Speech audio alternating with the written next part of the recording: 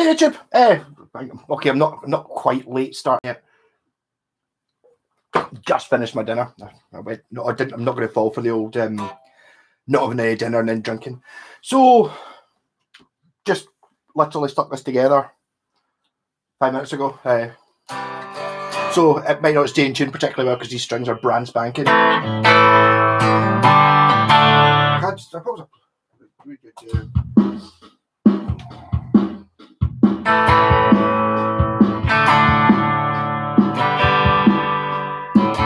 That's Guns N' Roses, isn't it?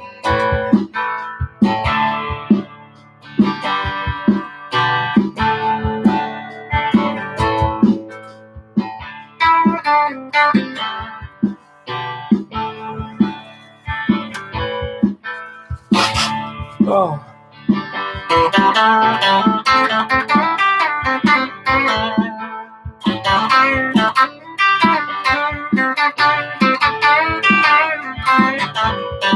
Let me just using the bridge pickups now.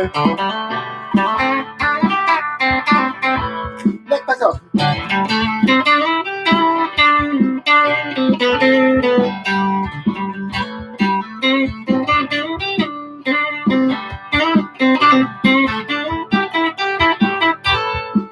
Just in four is it? Neck and middle.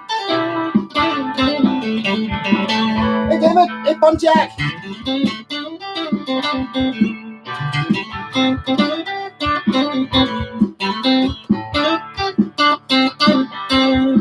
Middle position.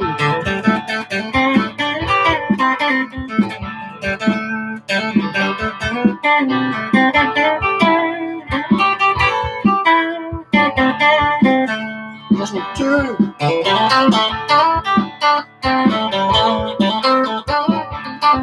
Hey Scott. Cameron. Just back from your house, well, just round the corner from your house, down a bottle of bucket. Hey Daniel.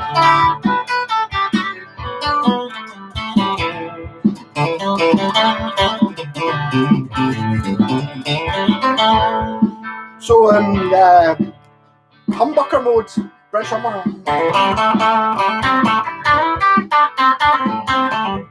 I'm going to go for a bit of distortion.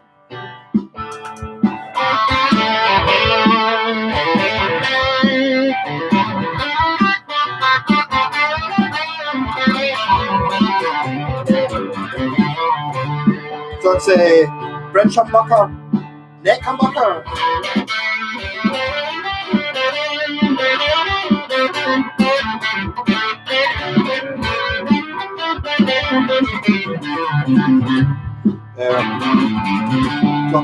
Bucker 5, bucker 4.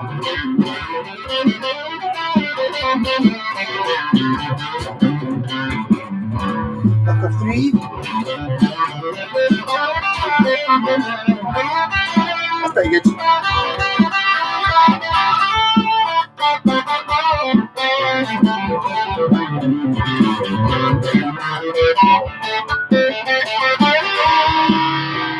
No bucky for on the road to Warrington. Yes, I couldn't go drinking bucky while driving. Although I think it used to be. Bucky, here we go. Give a bottle a bit of a shake. Almost didn't buy a bottle tonight. I've got kind of about somewhere between half and 2/3 of a bottle left over from the last 2 weeks that I combined into one super combinator. And I was going to have that, and I've still got a couple of wee bottles of Magnum, so I was thinking I could have a bottle of that and 2/3 of a bottle of Bucky is fine. And when I was in the shop, a wee girl next to me bought a half bottle of Bucky, and I thought I'll buy a fresh one. Yeah. Hey Pat, will you be cheering the Scots tomorrow? I always cheer the Scots. What are we doing? Are we playing football or something? I'm afraid I don't know. Yes, it is warm up here. I've got my face wiping towel because I'm going to be sweating shortly. I can kind of already feel it, just standing up. And I've closed the window so that people in the street can't physically hear every word I say. Hey Jess. I don't even know where Warrington is. I'd imagine Warrington's probably north, is it not? Is it Leeds you often go to? Yeah, so maybe if you're out in the car, you're probably just listening. So I won't bother showing you. Look at this amazing thing. So I'll try not to. I'll try to avoid doing that and just try and keep it audio. Hey, Pint Top. Yeah, check in, say hello. If you're at work having a break, you're probably not on the sauce. A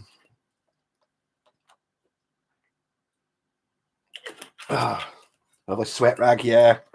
Sweat rag. I actually remember not quite sweat rag, and I don't know where I got it. Just when you said rag, I saw Tenacious D in Edinburgh Corn Exchange up 10 years ago or something like that, and you could actually buy a Tenacious D spunk rag, which is basically kind of about the same size as my towel, apart from the picture of Tenacious D on it. Maybe it was a bit smaller than that, maybe about half the size of this towel, and it was just called a spunk rag. Didn't buy one. Warrington is Liverpool. But kind of, you'll find this with a lot of Scottish people, or my age anyway. The places you kind of know in England are down the M6. So if there's a signpost for it on the M6 between here and London, I'll probably have an idea where it is. It's when you start getting to, I know where Newcastle is, and I know York's just south of that, but all the other places that are kind of on the east, I don't really know, because every time I've ever gone down, I've always gone down the M6. So it's like Liverpool, I get that, I get Blackpool, and then Preston's before that. So it's like kind of Carlisle, Preston, is that Northumberland, and I don't know. I can't remember. Yeah, it's usually Leeds you go to. See, I don't know. I think people in London that call that the north, and it's like it's 150 miles, 200 miles south of here. So this is the north. Even then, I don't even consider this to be the north. This is central Scotland. North, you have to go Dundee. I think Inverness is the north, right? Aberdeen is probably the north. So Inverness, Aberdeen, Dundee is kind of Perth. It's a wee bit more from Perth in it, so it's sort of middle north, and then Edinburgh's middle. So it kind of goes that way. Scarborough. I know they've got a fair, and I don't actually know who it was Paul Simon was asking whether they went or not, or why they were going, but that's really all I know about Scarborough. It's a seaside town. I do know that much.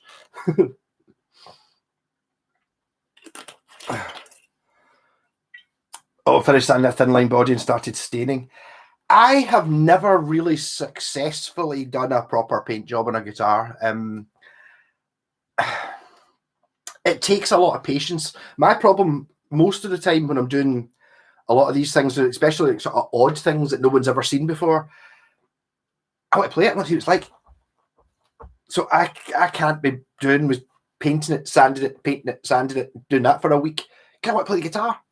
I always say to myself, like even with something like that, I want to play this guitar. So I don't even think, I think I might have put some sort of outdoor treatment on it that I found in the garage, some sort of shed stain, like just like a kind of a preservative on it. Or is that completely raw? I think this one might be completely raw. Because I wanted to play it thinking, well, it's only one pick up the neck. I can take them off and paint it later. 5 years later, still raw wood. Fantastic. But it's the amount of time that it takes to paint a guitar from scratch. I mean, I've done it before. You know, when you say I wanted to paint this guitar, a lot of people, you know, Squire Strat, I want to paint it, so they sand off all the finish. It's like that's a lot of work. Basically, you want to just paint on what's already there and then lacquer over the top of it. So you key it first, give it a wee bit of a light sanding to give the paint something to stick to, and that's really the only way I can get any sort of proper from this distance finish. But you know, when you get to this distance, you know, there's no way you can tell that it's been done with a can. Linseed oil finish. I don't know about the oils and stuff. It's kind of, I'm too impatient. I like wiring guitars. I enjoyed doing this one because it was, the body itself was in pretty good nick. In fact, the guitar itself was in pretty good nick. Really, the only thing wrong with this one was the scratch plate had a big white circle on it where it had had a sticker for 20 years, and then it sort of sun faded behind it, but had a big white circle. So this isn't the original scratch plate. It's obviously a square one because all the holes lined up. And then I had to, it's the way it's worked out. I've got this Showmaster, right? And if you know what a Showmaster is basically like a Strat, apart from it doesn't have a pickguard. It's got like, you know, the controls are mounted on the front like on an SG, which you can't see, like that. You know, they're kind of built, they're not on a scratch plate. So my plan with that one was, which I'm in the process of blocking off the trem cavity. I'm going to put a Telecaster pickguard on it, a Telecaster metal strip thing with the switches on it, and then a Telecaster bridge. So it's going to be a Strat-shaped Telecaster, and I wasn't sure exactly what neck I was going to use for that, but the way it's worked out, had the Hello Kitty, someone had made an attempt at making the headstock more interesting. It looked pure horrible, but there was enough there for me to make it into a Telecaster. So Hello Kitty had a square, it had its original neck, but it's a Telecaster-shaped headstock. So I took the deck off this Strat to put it on that because it's the same kind of neck. So it's now got a proper Strat headstock. I used the Showmaster neck on this one to do a cool upside-downy Strat, and I'm going to use the one off the Hello Kitty that is now Telecaster shaped on this other one, which I'd be honest, been in the garage for months, 6 months, on the telly alternate reality, whatever you call it thing. You know, it's a Strat body with telly hardware on it and a telly neck. Sounds difficult, doesn't it? Oh. Yeah, Shed Stain is great. I actually did the most successful one I ever did, which actually, I assume my brother still got it for his 18th birthday or something. But I was not really that mad into music, not like me. But I went to see.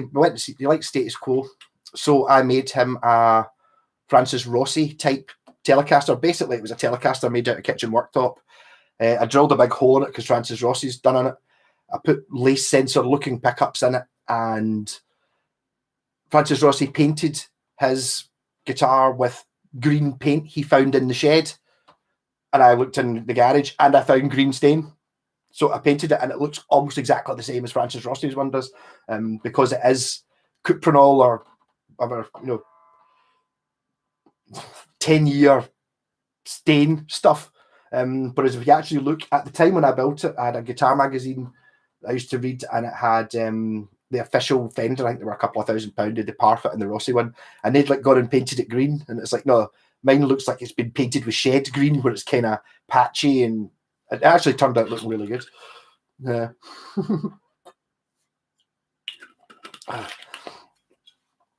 Yeah, but it's not a case of having the time, it's having the waiting. The waiting. I want to play it now.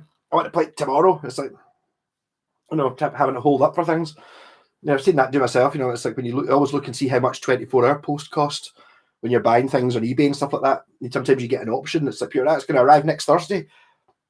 How much it costs for paying an extra £2 for the postage? Get it tomorrow. Big pace, I'll get it. Even though I don't need it.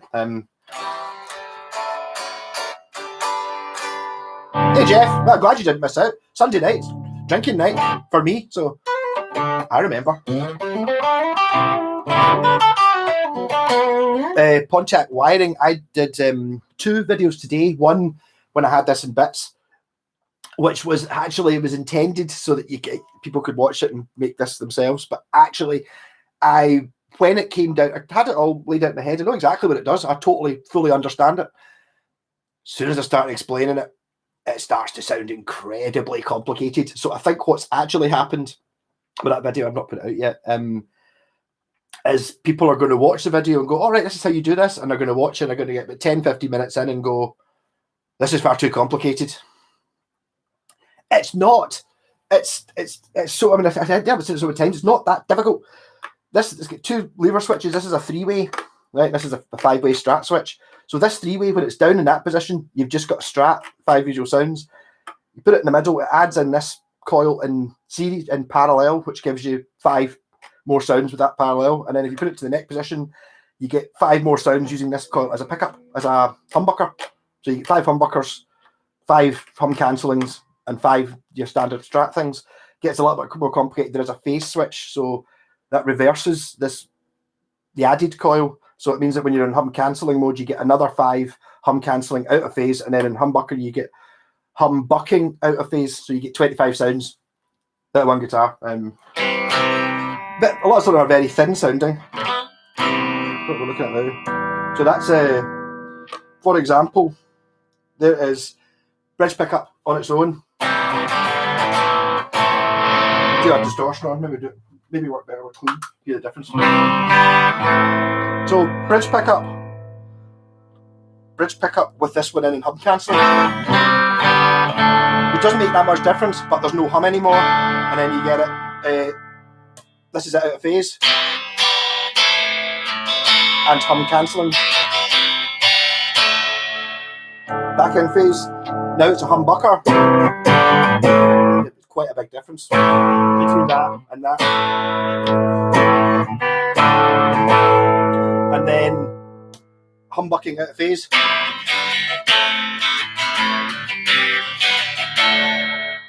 And you get all those 5 variations of each sound, because you get it untouched and you get it with in series, in phase, in parallel, in and out of phase, and then you get it in series, in and out of phase. So you get 5 sounds for each switch on for each position on your 5-way. 5, 5, 25. Rocking. Love when things add up. Pat still Stevie Wonder. Well, I don't know if Stevie Wonder was good at Soldier. A Stratily. Yeah, did I call it a Stratily? I think I did one before and called it a Stratotelly. I think it was from memory, it was a thin line kit that had, like, you know, the Nashville almost, but I just had 3 scratch pickups in it and a 5-way lever. So I think I called that a Stratotelly. I don't know how it works.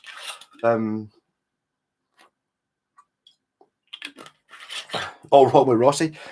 I mean, Rossi, I watched a program on him playing the guitar, but the first time I saw him, we're not going back that long ago, maybe 10, 15 years ago. The first time I saw them, and I was amazed at all this. He was doing like finger tapping and stuff at appropriate moments in modern songs. He wasn't doing it in the early ones, but I remember watching a video on it. He was talking about, he was quite happy with what he was doing, and it was like sort of coming into the 80s. And he started thinking, my job's a guitar player. I should really try and learn how to do some of the twiddly stuff. So he kind of just took a year out, or not a year out, but just concentrated on actually learning how to do silly lead stuff. So he can do all the, the finger tapping and stuff. A lot his thinking was, if I can do it, it means I've got the choice to use it, or I don't have to. It doesn't mean I have to use it. I can just use it occasionally, and he does, and he's really good. Yeah, no, I mean, I do like the Cole. First time I saw them, I hated it. It was a terrible gig at the STC Armadillo in Glasgow, and it was absolutely roasting hot. We were right up at maybe near the top, and they were doing, it was an anniversary of some album, but the album was like a blues one, so it was just Hummers of Bye Bye Johnny and lots of old blues songs, and it was pure sweat and hot, and you couldn't get a drink, and it was awful. And then a couple of years later, my mum and dad and my wee brother were going at the SECC. I was like, well, I'll go anyway. Do I have to buy a ticket? Fine. And they were really good. And then they were really good the 3rd time. And then the 4th time I saw them was at the Academy, and they had Alan Lancaster. So it was like the original 4 lineup. And it was very different with the original. I didn't realise how much he was part of the band, because when I've obviously seen them before, they've got like Rhino and bass and a piano player and a different drummer, then the 2 guitars. But when I saw them at that last time, it was the original 4, and Lancaster was doing lots of singing, and it was very much the case of the 3 of them at the front being a sort of, equally sharing the bill. It was quite interesting. Yeah. Wee wizard with a pickup line. Yes. I've done another. I mean, I'm not normally so self-congratulatory, but pickup wiring's really easy, and I don't know why. The skeptic in me thinks that a lot of people who know how to do it don't tell anyone else how to do it, in case they don't think they're really that clever, because it's not difficult. Pickup wiring, I make it sound difficult because I'm not good at of explaining what it is I've done, but on principle, it's very simple. It's not like electronics. It's like, if I remember doing in physics at school, it would show you, like, remember the wee diagrams you used to get, and it was like a battery, a switch, and a light bulb, and that was kind of basics. It's that level of complexity. It's not a battery you're using; it's the signal from the guitar, but it really is that simple. It's pure it's stupid simple. It's not like, I mean, show me a circuit board, I've no idea what's going on at all. It's all lots of complicated stuff. Basically, you get 2 wires coming out the pickup. One of them goes to one side of the jack, to the shield on the jack, and the other one goes to the tip of the jack, and there you go. You've got a guitar that's on at full bung. You put a volume control in the middle in there so you can turn it down. But if you don't put a volume control in, it's just on at full. And it's the same with the tone control. If you don't put a tone in, the tone's up full, and then everything in all the other stuff you didn't, and all you basically just got. And like a Les Paul I did wiring for today and did a video for. It went quite well. It was it's a vintage. The slash one was what the guy said. I think it says Paradise on the truss rod cover, so it's an unofficial slash thing, mate. And he put in he got me to fit proper slash pickups. So it's got slash Seymour Duncan Alnico 2 Pro. We have all experienced the relentless pursuit of the perfect tone. It never subsides. Yeah, always loved the writing on the backs of these things. There's a definite skill to it. No, I'm not laughing at Josie Worman at all, but he's actually quite good at it. He's kind of he's in a tough position. He's kind of making other people's pickups, sort of, but he can't just say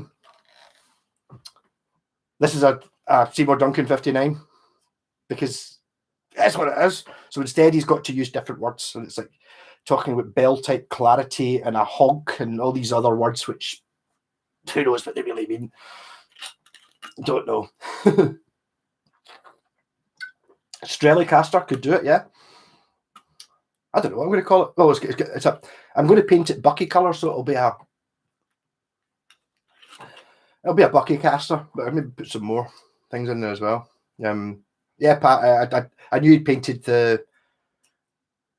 I thought Russ's telly was white. I don't know why I thought that though. But I mean, he definitely painted it in 1969 or something like that. Been playing with a new pedal. Wifey bought me a Trio Plus. I've got one. Is the Plus the one that's got the loop pedal built into it? I think mine might be the Trio Not Plus. I think that's the one with the loop pedal built in, which if it is a better thing. I was using it in conjunction with my loop pedal, which meant you had to time it when you were looping, whereas when it's built in, it's already in sync. No, it was great fun. I found it Band Creator. I found it fantastically good for playing. I also seem to. Yes, David. I don't actually have I don't have a spunk crack. Okay, yes, I found it. See, because what this does is you basically plug your guitar in and it does everything else. So if you're playing a song that's quite chordy, I remember doing Suspicious Minds, the Elvis song, and you're just running through the chords, and it basically just played the rest of the song. It had drums, including fills. The bass line was remarkably similar to Jerry Chef's bass line, and it was just like, this is great. But the problem with that was I had to use it separately with the loop pedal and then turn it off. But I'm an amazing tool if you're trying to play songs, like if you want to sit and play songs like Cordy songs, Beatles songs, or whatever, Stone songs. It kind of does it. It's just I tend to play things that are a bit silly, are a bit odd. Like it can't do Black Sabbath because it's not normal music.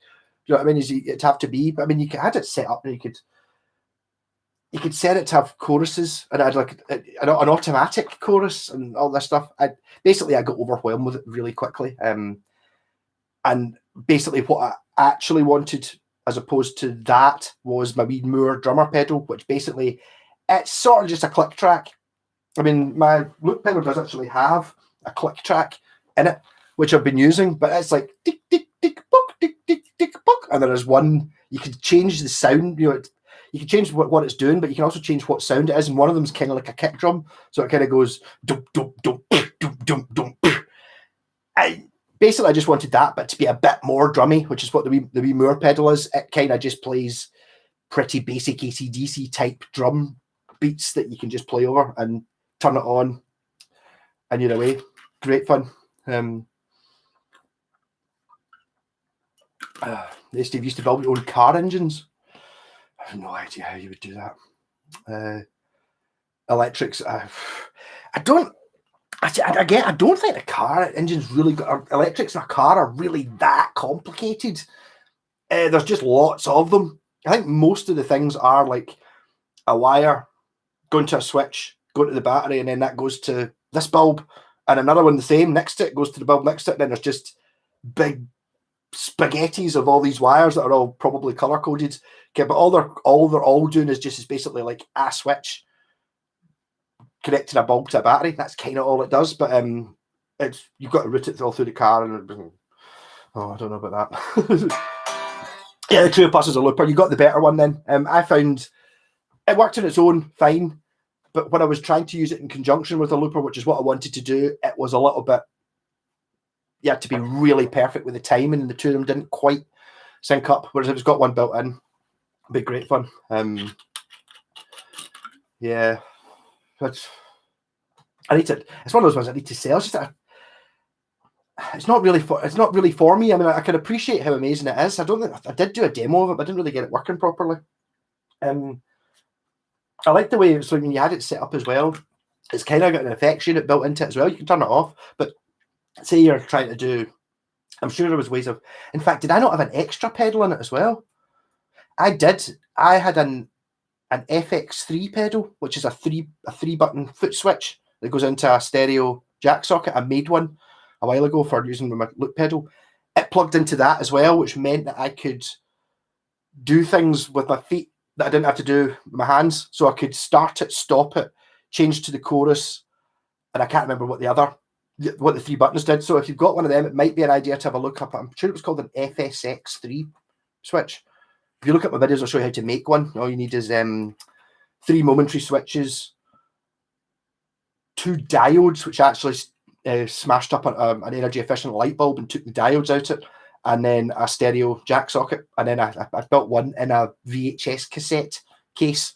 It worked. When I was using with the Jam Man, it gave me the start, the stop, and the whatever the other thing was it did. I don't need it for the Jam Man stereo I've got. It does take it, and it does stuff, but it's already got 4 buttons, so it's already got start, stop, next track. Whereas the smaller Jam Man doesn't have that, but it's got a pedal. So just it doesn't have enough room for the blobs. Hey guy, do your DIY. I did DIY Tuesday the other week. I can't remember what was DIY. What was I doing? Oh, what did I do? It was my DIY earlier. My laptop stopped working, and I thought, oh God, and buy another new laptop. Nightmare. And I was messing about with it, and I was thinking that it goes into like a 2-prong thing, like a US socket, which my shaver also goes into. I thought maybe I burst a fuse, and I made the shaver plugged in and it lit up. I was like looking at it, and then I was looking up. I almost bought one earlier on. It was like a tenner for a power supply unit. I thought, right, well, is it the power supply unit that's gone? Am I just buying it for a tenner? Then I have to buy another computer anyway. And I was looking at it, and what's happened is I put the soldering iron down, right? It melted through the cable. So the cable had kind of frayed. So I was looking at it going like that. Oh, there's like some damage on there. And I kind of twisted it, and smoke actually came out the cable. So I unplugged it quickly, and I managed to repair it. Yay! So I really feel like I've achieved something. I've not only got technically I saved a tenner because I could have bought the power supply, but I've actually managed to fix it. Fantastic.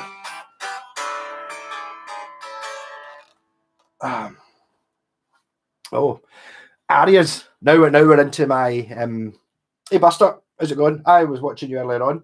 You were that Honor bass.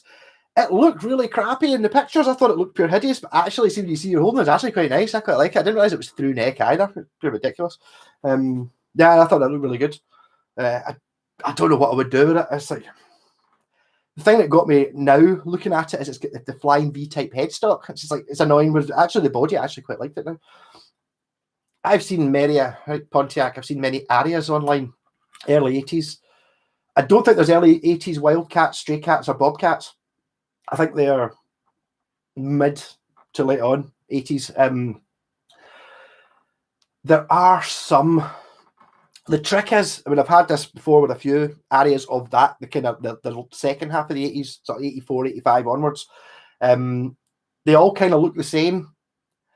If it's a Japanese one, it says made in Japan on it. If it doesn't say made in Japan on it, on the neck plate, it's a Korean one.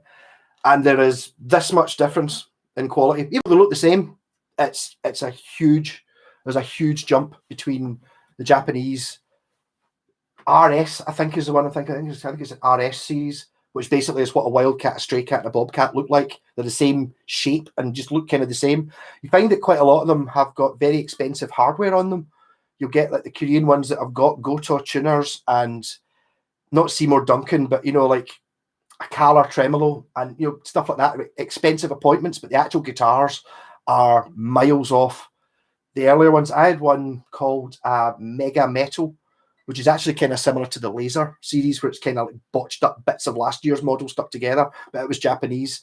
And I had a shot of a stray cat, a wildcat, and it was night and day. It really was. It was a huge difference. If you looked at the two guitars and you'd said, here's your two guitars, right? And they gave you the Korean one, went, this one cost 200. How much do you think this one cost? After you'd played them for 10 minutes, you would say 500. That sort of difference. Or if you said, gave them the Japanese one, said, here, this cost 200. How much did this one cost? You would go 50 quid. It makes a huge difference.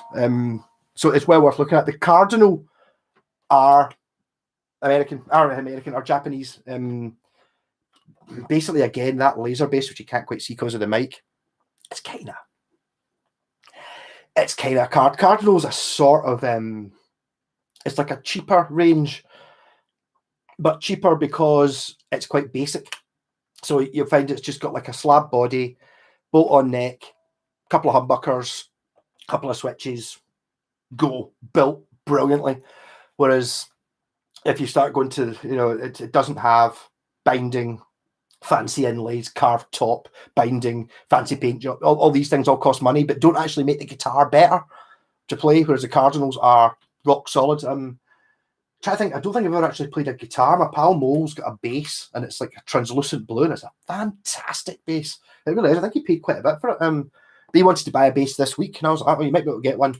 And it's really nice when you actually get like, I say paid quite a bit. I think he paid something like 300 quid for it. And it's, going to a guitar shop with $1,000 and try and come back with a bass better than it. I don't think you could. Just check, make sure it's the correct rag. But they're well worth it. The Cardinal series, there's one of them that's actually worth quite a lot of money because Kurt Cobain famously played one. It's one with zebra pickups in it. So that you might not notice that one of the models, even though I don't think it's the top of the range one, is twice the price of all the other Cardinals. It's because that's the one Kurt Cobain. There's pictures of Kurt Cobain playing it. So he used to buy these things because they were cheap and he could smash them up, but they were also very high quality. Yeah, I bring the bass soon. I need to see it. There's a PV rotor I like. 100. Prefer to what? Are you Craig? Is it you that was talking to me? Oh, it's gone. You was talking to me before about the Arias. Would you rather have an Aria Pro or a thingy, or have I missed something? Come on. There we go. Right, you're really good at timing the chat tonight, guys. Fantastic. Kind of just getting rather than being miles behind. Oh, Craig's like a PV rotor. I don't know what I prefer. What we're talking about, the PV rotor. I think is the rotor. It's kind of like an Explorer, apart from it's got extra notches kind of in here.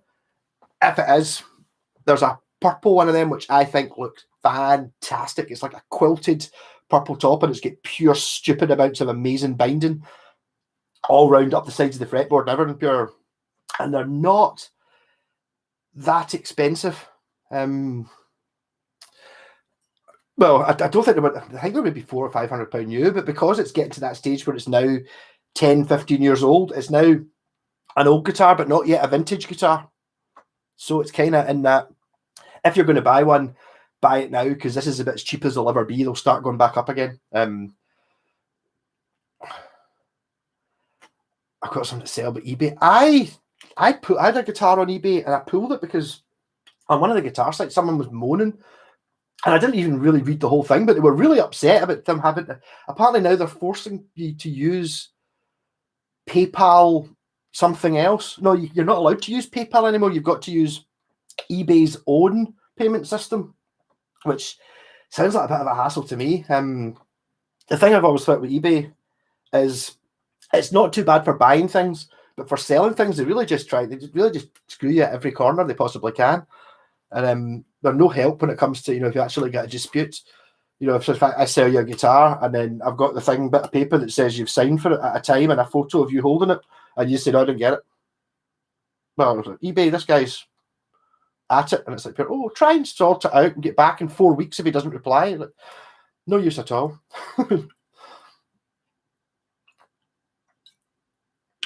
A dude on YouTube, Guitar Bass Techie, says he doesn't like set necks, bolt-on necks can be corrected. I agree. Bolt-on necks are better. That's when I was in China buying guitars. I was buying Telecasters, because not only if the neck's at the wrong angle, you can adjust it or move it or put a new neck on it. On a Telecaster, if the bridge is in the wrong place, you get quite a lot of leeway to just unscrew the bridge and then move it a bit into the right place. So there's not really that much you can get wrong with a Tele. Whereas on a Strat, if the bridge is in the wrong place, what you're going to reroute the. See what I'm getting at? And the same with like a Les Paul, because you've got your kinematic posts. They're not in the right place. You're bunging the holes and trying to. That's quite a bit different from unscrewing the 4 bolts that hold down a Tele one and then moving it and then just putting it back down again. So yes, there is definitely an element for bolt-on necks being the best as well. Going for look at Strats have got bolt-on necks. The main thing I think that really goes to showing these things is if a guitar is set neck, it's more expensive to make a set neck guitar. So therefore it's a bit more expensive, but because they've spent more money building the guitar, they might have spent more time or more money on hardware and finish and all these other things because it's at the higher up level. So in that sense, I don't think it makes any difference with your sustain thing.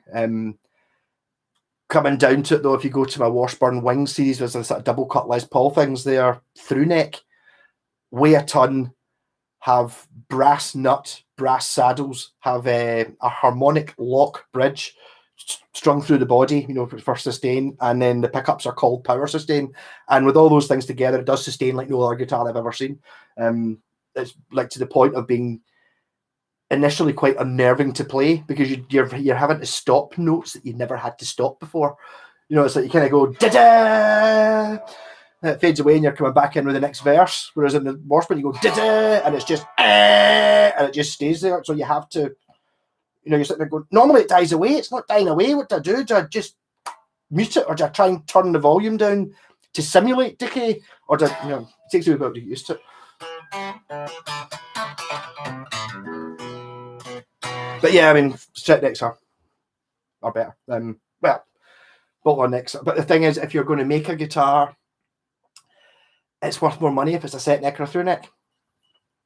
So how do you work it out? It's because it is cheaper to make a bolt-on neck. Whether it's better or not there's lots to be argued with, but you can shim the neck and stuff, and it's just much easier. Even just the original, Lou Fender's original idea was, well, once the frets wear out, which happens on guitars, you just buy another neck. It's cheaper to buy a neck than it is to get your old one fretted. Yeah, my YouTube award's about to be improved. I'm sitting at I actually found my original YouTube award, which I think was 400 subs. So there. So on the 12th of the 12th, so just before Christmas, I was at 1,500. I think I'm now at 1930 or 1935, something like that. So I'll get 70 more, and then I'll maybe even cut myself out another bit of cardboard to make my own award with the 2,000 subs on it. That'll be awesome. Rocking. Hey, Joanna, Darth Vader, something in there. Yeah, but there is a problem with the through neck and the set neck. What happens if the neck's twisted? You're kind of left with a goose guitar. It's kind of useless. Whereas I think, I bought this amazing Strat. The neck's twisted. Just buy another neck. Easy peasy. Or something like that, or damage as well. It's like, I've dropped my Strat and it's smashed the headstock off, or there's a big chunk out it, and it's like, it might not be cheap, but it can be done. Also, when you look at it, I understand the old transference of vibrations, right? But see on like an SG, if you look at how much the headstock's already been off this one, so it won't smash off again. It'll be stronger than it was before. So if you look at an SG, right, so the neck basically comes to here, right? And then there's a pickup. So the neck can only really be that sort of length. And if you look at the back, it's sort of, there's not very much. That I would actually argue that there's more contact behind this plate on this guitar. This piece of wood is touching this piece of wood an awful lot more than this piece of wood is touching this piece of wood. And you don't hear people complaining that the SG's not having any sustain. I know you do get the long neck tenon joint on Les Pauls, which is meant to make a huge difference. But that's the idea. And also, it's not just like, you get glue, right? So you've glued the neck in place so it can't move. That's fine. But on this, you've not glued it, you've clamped it. So it's you've screwed it together. So that's obviously pure rock solid. It's got to be better. And you've got big metal rods joining the two together for vibrations. So there's so much to be discussed in there that I'm not taking it on. I don't know. You can really only theorize, but I do theorize that against people saying similar to what I'm saying there. Most of the people who do this are selling guitars, so they go, "Oh, it's a neck through, amazing. That's why it's £3,000." Whereas you go, "Oh, it's a bolt-on neck, £3,000." You go, "Oh." It just sounds. It's a better selling point. Would be my point there. Same with the set neck as well. But it does work. The set neck, bolt neck does work very well with, if you look at the Epiphone, the cheapest Epiphone, the bolt-on neck ones. Okay, it's like 150 quid for the bolt-on sort of Les Paul Junior type one, and then you go up to 300 quid for the set neck Les Paul. The differences between them is, yes, okay, the 300 or 400 pound one is a set neck, and the 150 pound one is a bolt-on neck. That's not one of the major differences. Everything else is completely different as well. It's like it's got carved top, binding, pickups, hardware. Everything's completely different. It's basically just the only thing they've really got in common is they both see Epiphone and Les Paul on them. And the cheaper one is bolt-on, but that's not the defining factor. If you made the expensive one and put a bolt-on neck instead of the set neck on, I don't think there'd be any difference, apart from you couldn't charge as much money for it because it's not a set neck. There's an awful lot of voodoo going about. Same thing with tone woods.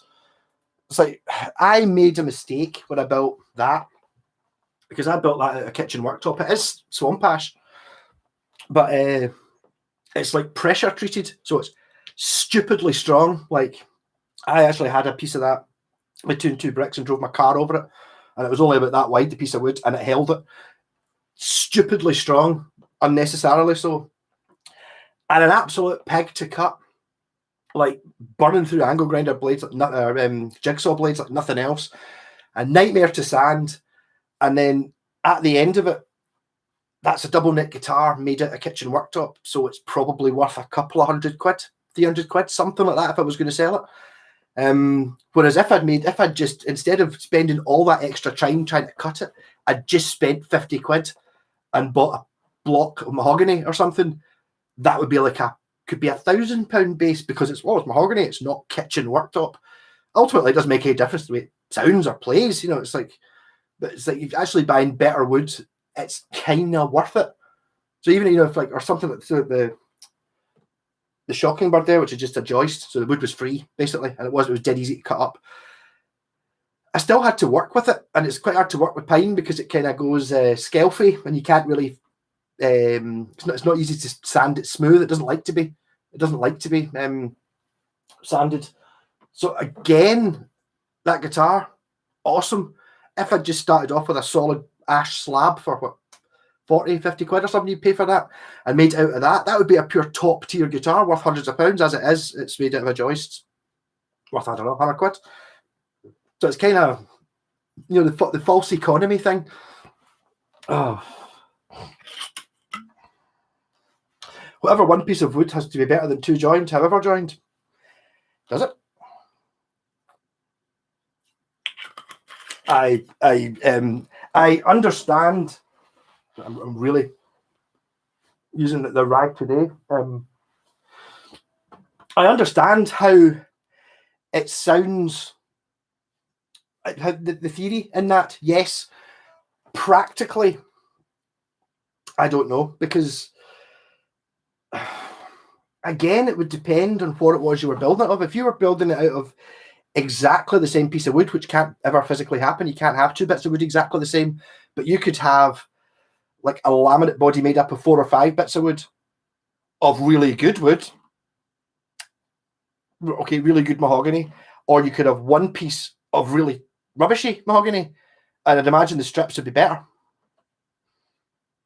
The same thing with the set neck and the bolt neck. It's like, yes, I could build a guitar better. I could build a bolt neck guitar, and then I could build a set neck one, and I could build this one better than that one. So it's like it's not a proof of guarantee that this is awesome just because it's a set neck or just because it's made of cocobolo. My Schecter bass is made of cocobolo, which I like to say.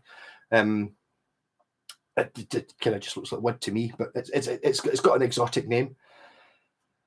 No, Daniel, I forgot about the Mockingbird. I will need to look it out. I was wiring this one up today and then wiring up that Les Paul. Still, whatever one piece of wood has got to be better than two joined, however joined. I don't know. See, the thing is, I like, if you're looking at necks, I like the one piece maple necks. Like you get, well, my Ibanez Blazer has it, a few, obviously maple ones. So it's basically, the neck is one piece of wood, the frets are put in it, and the truss rod goes in the back, and it's basically just one piece of wood. I like the idea of that. I like the feel of it. But if you look at, like, I'm just 100% assume that this is, yes, that's a better way of making a neck. See, it's 3 pieces. So it's got the grain on this one will be running that way, and the grain on the outside 2 bits will be running that way. So they're fighting against each other. So that neck is much, much stronger, more resonant and resistant to warping than a one-piece neck is. That was what the Japanese were doing, that, making these laminate necks. If you look at a lot of through neck guitars, they're the same, especially with a bass, because not so bad on a guitar. So you get this length of wood has to to resist bending and stuff and warping, and whereas once the piece of wood becomes this long, like it is on a bass, that's and bass strings are much more pull on them. So it's where you work it in. I mean, I noticed the Ibanez, expensive Ibanezes have like 5 or 7 piece neck through. So it's like laminate sitting, dunk, dunk, dunk, dunk, dunk together. I noticed that that aria there was 3 piece, but the Washburn wings, so you get the Hawk, which is the sort of, originally it was a cheaper one. It's got like maple, walnut, maple. And then when you go to the Falcon and the Eagle, which are higher, it's maple, walnut, maple, walnut, maple. It's got like a 5 piece neck through, which is again better because you get the grain fighting this way, then you get the grain fighting this way, then you get the grain fighting this way, then you get, so you end up with, even if it's the same piece of wood you chop up, the twisting forces in this piece wanted to twist that way. The twisted forces wanted to twist the opposite way, and twist the other bit wanted to twist that way. So you end up in tension the whole time. But laminate, even why laminate through neck? Why not just have a laminate actual neck? Yep.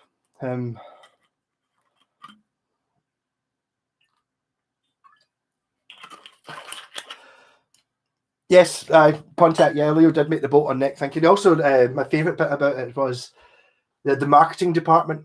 You can't call it a screwed-on neck because, I mean, this is a bolt neck guitar. Yeah, can't argue that. But they're not bolts. They're wood screws. They're not bolts. A bolt is a bolt and a nut. That's a bolt. That's a screw. But bolt just has bolt.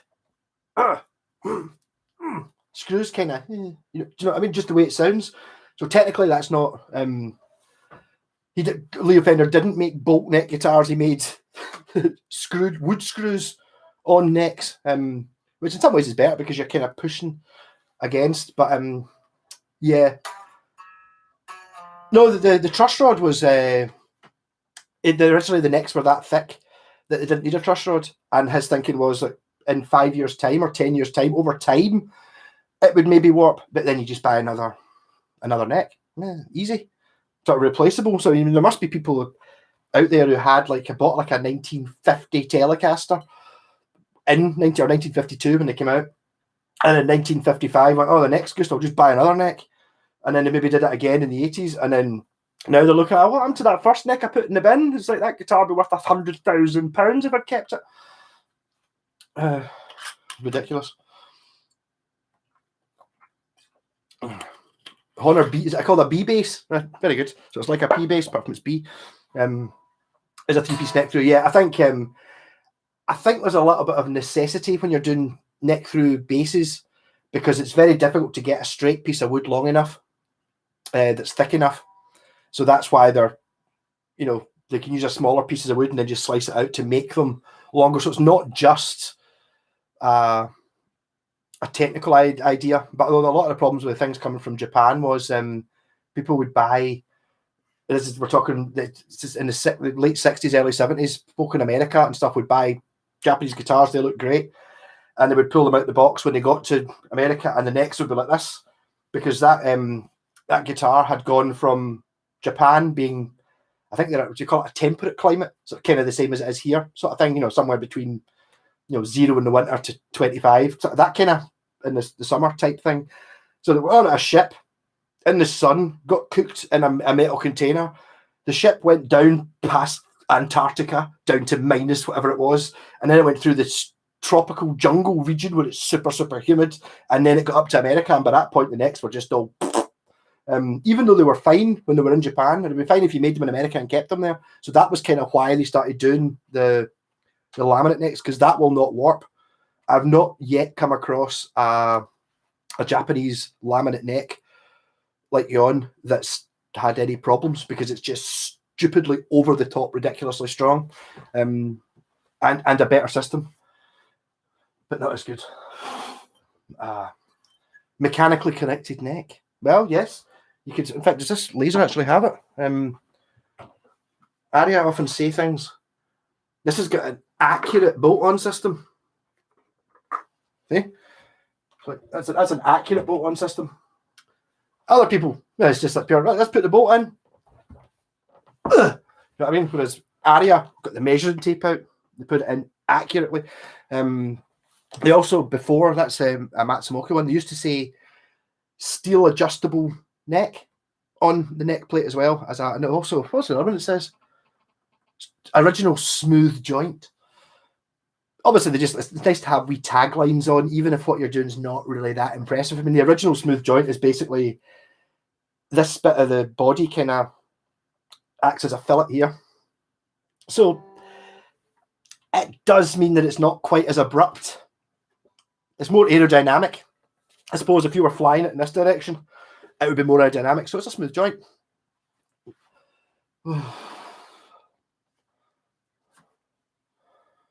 Oh, right, it makes sense. I for the strings buzzing the Leo 2 needed a truss rod for adjustment. Yeah, okay. Yes, I can.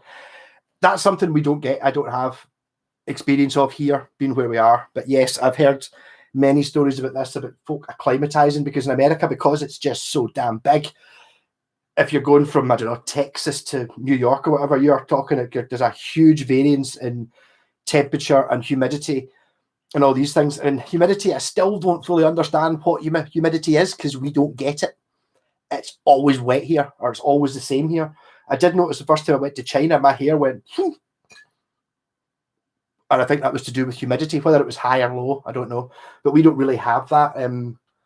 We don't really have any humidity changes between winter and summer, because there's not a huge variance. It's like, as I said, it's like kind of winter's kind of goes to 0, maybe sometimes a wee bit below, and summer it kind of goes to 20, maybe sometimes a wee bit higher, but it's not a huge gap, and there's no variance in humidity. So yes, I have heard that. Also, what was that I heard with Walter Trout. You heard of him? He's like a Strat blues player, and I think his Strat's like a pre-CBS 62 Strat or something, and he cared for it his whole 20 years playing this thing, absolutely loved it. And then he went to Alaska for a gig, and I think he went in on a helicopter. And I remember this was just an interview in a guitar magazine. He was watching it, and up here, really worried about this going up here. So he opened up the case. Thank God it looks fine. And as he was looking at it over the next 30 seconds, it went while he was just looking at it. And that was basically all the paint reacting to the extremes in two temperatures. And it basically kind of looks like, you know what a dry riverbed looks like? You don't get them in Scotland, but you know what I mean? Like it's that sort of cracked, dusty look. That's what his guitar looks like. It still looks like that's a white guitar. But he said he had to watch that do it, and it took like a whole minute to do it while he was sitting there watching his prized guitar just, when he opened the case, just go. So that's why you see, you often see Phil McKnight talking about it, you know, or was there a guy, Scott Grove? I like him. I haven't seen him for ages. I don't know if hope he's still all right. And they're talking about, I've got a guitar in, so I can't wait to open it on Tuesday because they've got to let it slowly accustomize because they're in a desert region. Doesn't happen here. Even I think if you're talking about going to most of Europe from here, I wouldn't have any. There's not a huge variance between here and like Germany or France or Italy. Obviously, it's hotter the south you go. The south you go, but not deserts, basically. It's what your Vantage base. Well, Vantage is it's a 40-year-old that would make it. That would make it 1981. Yeah. So in 1981, that basically your Vantage is that base. It's a different shape, but it's just made by the same people, the same quality instruments. So basically, it's the same guitar. Pre-79, yes, adjustable neck. I think it says more than just adjustable neck. It says steel reinforced adjustable neck. That's how you can tell a Matsumoku guitar, because they all say that on them. No, all the ones that say steel reinforced adjustable neck are Matsumoku built, but not all the guitars that Matsumoku built at the time said that on them. Yeah, so that's how you can kind of tell a Matsumoku if you're looking at, you know, your sort of generic Les Paul copy or Strat copy or whatever it is, and it's kind of, oh, it's a Japanese one, because obviously every advert will say it's Japanese, whether it is or not. They'll still say it is because they can't adjust it. I was looking at a guitar. Who was it that was talking about it? I think he's on tonight. It was David Hill. He's got a Les Paul, which I've wired up, and I still haven't dropped off. I promise I'll drop it off this week. I've got some driving to do. Actually, I'm kind of passing you on Thursday night. Maybe I could do that at the same time. No, I'm picking up the singer before I go. So, okay, I'll work it out before Thursday. And he was looking at it. If you look at this advert in Reverb, it's a very similar looking guitar. Yeah, totally. And it's like, I think it's a Hondo 2, actually. It's like, said Japan. Yeah, but that's the advert saying Japan. It's not Japanese, because Hondo guitars, we disclaimer, apart from certain models, like about half a dozen models, are Korean. There are Japanese Hondos. I've got one of them. They've all got rubbishy names that are hard to remember. Oh no, there's one. No, I think it's a Vantage. It's called a Witch. There's one called a Super Witch or something, which is very similar to the Hondo. So Hondo made rubbish guitars in Korea in the 70s. And then in 1979, 1980, they thought, right, well, people are still buying these guitars, but we know they're crap. So we'll contract a couple of places to build some other guitars. So what they did was they got Matsumoku to build a sort of double cut Les Paul type shaped thing. And a guitar, or two guitar versions, a sort of a standard and a sort of custom, and then a bass. And they also went to Tokai at the same time and got them to make a Fender Lead 2 copy. I'm trying to think what the other ones are. There was a Dan Electro Longhorn copy. There might have been a P bass. I can't remember. They all say professional on the truss rod or on the headstock. And from 79 to 81, there were Japanese Hondos that were made by either Matsumoto or Tokai. And what their plan was, which is, it succeeded, because they were buying X thousand guitars from Matsumoto. It's like, we'd like to come and inspect how our guitars are being built, just to see that you're doing it right. So they would send a crew of folk round from the Hondo factory to see how Matsumoto were building their guitars. Basically, stealing how to build a good guitar. A similar thing happened when a couple of dudes from Fender went over and did the same sort of thing. No, you've got to do this, that kind of thing. So basically, after 1981, Hondo, their contract had run out. There's no more Japanese Hondos after 1981, but they now knew how to build guitars. So any Hondo after 1980 or 1981 is built by Samick. It's getting close to what we now expect a Korean guitar to sound like. Much more like that. Much, much better. Whereas if you go to earlier Hondos, they didn't know how to build a guitar.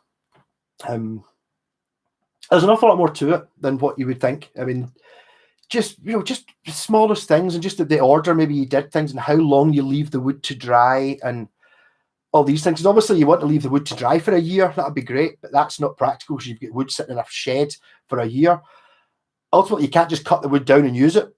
So somewhere in the middle, there's the perfect point between it being a year sitting in a shed or getting ovened and 6 months or 3 months or however long you leave it for. All these wee things just from you learn from experience. Yeah.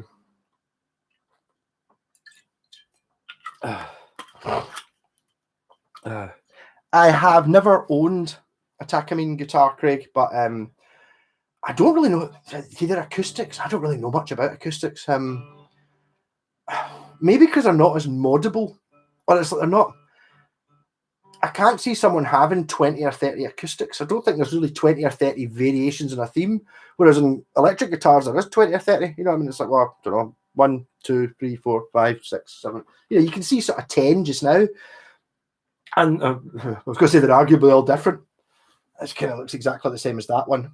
But you know what I mean? It's like you can get all these mad different shapes. And okay, you do kind of get different shapes of acoustic, but not to the extremes of, oh, look at that one, and then look at that one. There's not that level of madness. They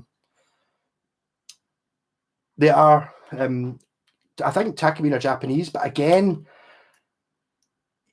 our Takamine were Japanese. Are they still, or have they always been? I'm pretty sure I've seen Takamines that weren't really that expensive.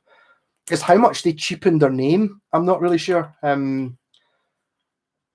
I don't know. I mean, I definitely think I wouldn't surprise me if it was an expensive guitar, a Takamine, and I know that they are good, but I don't know because Tokai did this, and so have Westone. I've not done it, but the name's been bought by somebody else. So, like, there was a point where I would have said any guitar that says Westone on the headstock will be amazing, but in the 2000s, the name had long gone, passed through a few different hands and stuff like that, and then they were making these Starsun MDF Mockingbird. PC Rich Mockingbird and Warlock shaped guitars with the proper Westone logo on them and stuff, and they are just rubbish.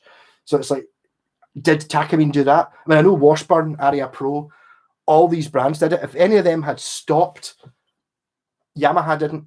Everyone else did though.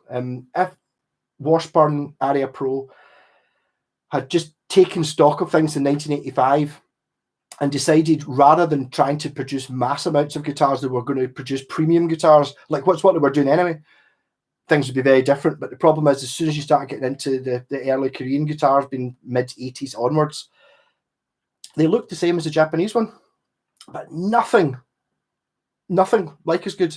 We really are talking like the most basic Japanese aria or Washburn, one pickup, just painted black, only available on one pickup, one color, nothing.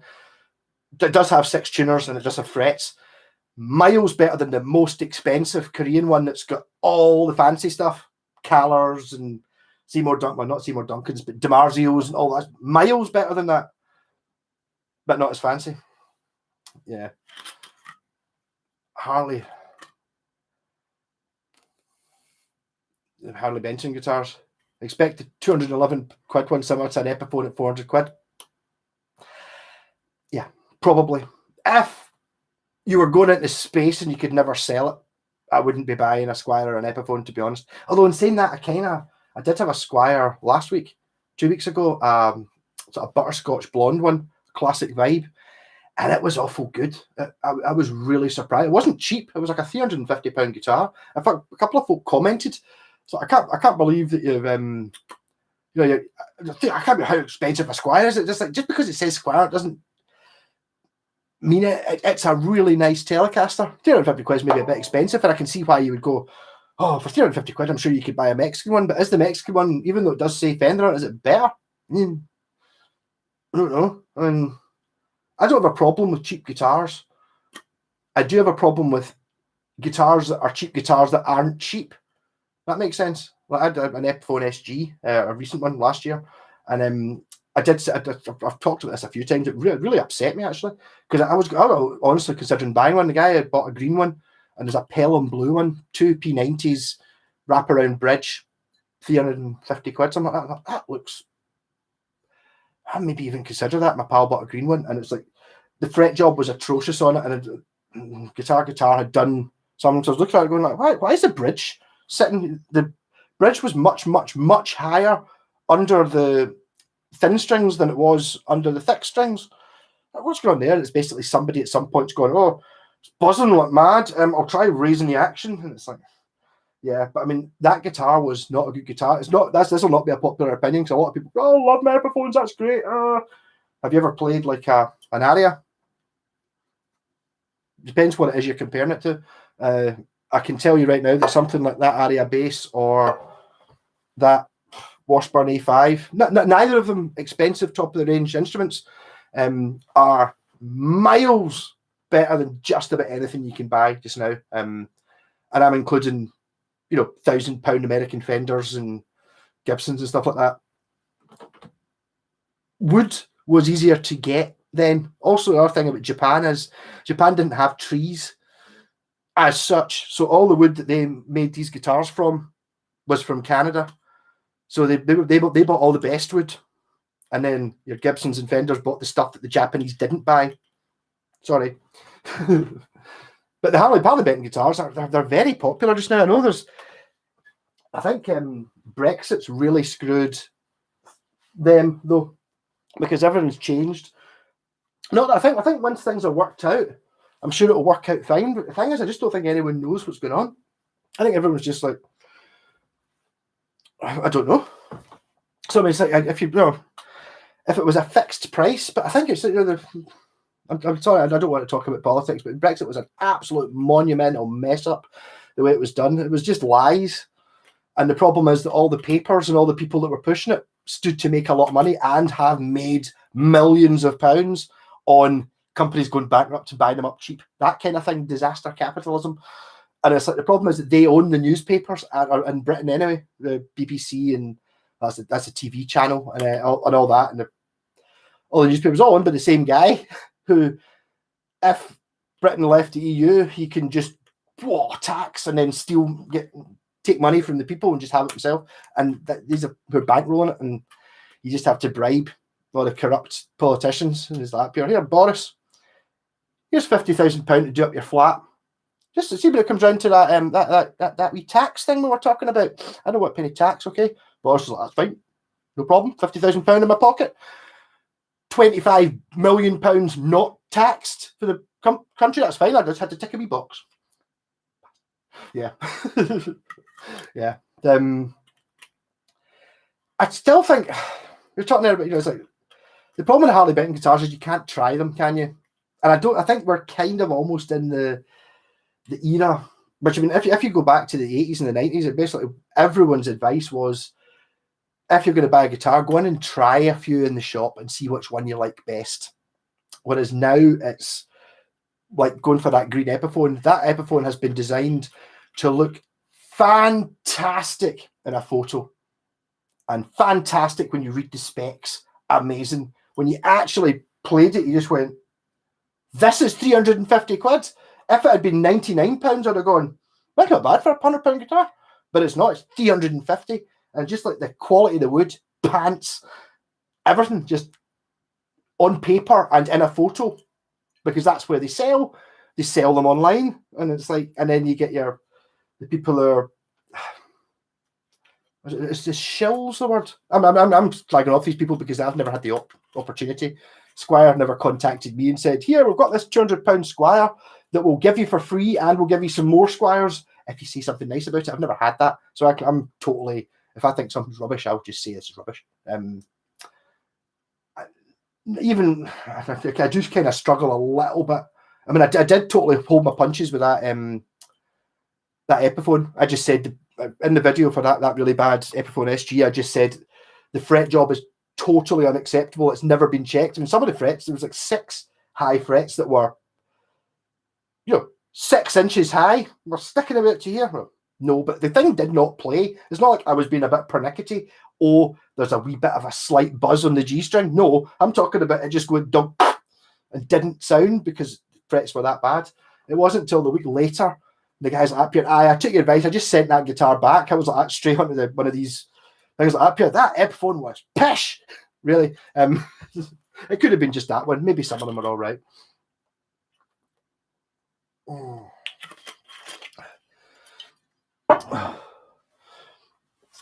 I have a greater than 20 guitars and 1 Variax. I have actually got a Variax next door, which I'm in the process of deciding what to do with. The thing is that the Variax I got is the cheap one, was it the 300, which is meant to be rubbish, and I had one 2 or 3 years ago. It was the 500, which was meant to be better, and I much prefer the cheap one. It's really cool. It's like red, white scratch plate. Kind of reminds me a bit of the Starsky and Hutch car, and it just seems really good. I got it. My pal Ronnie traded it for me for the Trade Tuesday thing, and it was one of those things. Oh, that's, I think it was 120, 130 quid was the guitar that he swapped it with. I thought, that's pretty good for a Variax, and then ended up fudging the figures for Trade Tuesday episode 2 so I could keep it. So I need to do something with it. I need to put strings on it.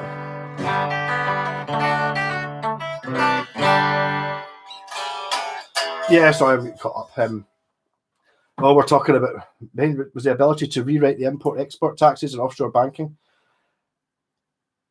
That kind of, you're not far wrong, really. It was basically, if you earn above £10 million a year or whatever, all your money, you don't keep it in Britain. You've got to pay tax on it. No, you put it in one of the tax havens, right? So that you don't pay any tax on it. So someone like me or any poor person pays 20% of all their money in tax. Once you make £10 million a year, you pay nothing, absolutely zero tax. And what the EU brought in a directive, they didn't make tax havens illegal, right? You can still put your money there, but you've got to declare where it came from and what you're using it for. And you can't have that. Because then, what if it came from some country that we invaded and took all the oil?